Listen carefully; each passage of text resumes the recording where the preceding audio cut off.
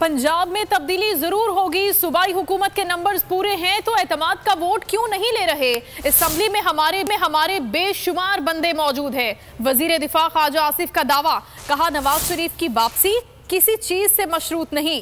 मरियम नवाज को पार्टी का ऑर्गेनाइजर लगाना अच्छी बात है।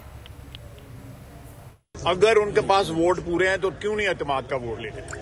सीधी सीधी बात है, मैं तो सियासी बात कर रहा हूँ।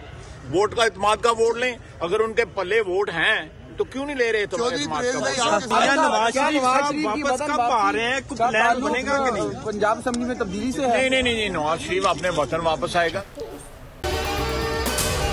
अगर आपको ये वीडियो पसंद आई है तो हमारे चैनल को सब्सक्राइब करें और बेल आइकन को प्रेस करें।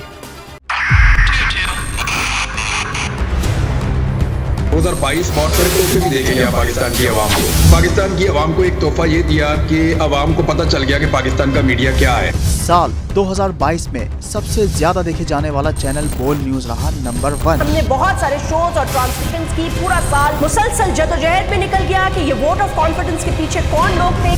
तोड़े रेटिंग के सभी रिकॉर्ड। सोशल मीडिया पर भी सबसे ज्यादा तेजी से 2.4 बिलियन व्यूज का संगे मील अबूर किया। एंकर्स को भी आवाम में सबसे ज्यादा मकबूलियत मिली और सोशल मीडिया पर भी बोल रहा सब पर सब्सक्राइब करें और बेल दबाएं ताकि कोई खबर रह न जाए।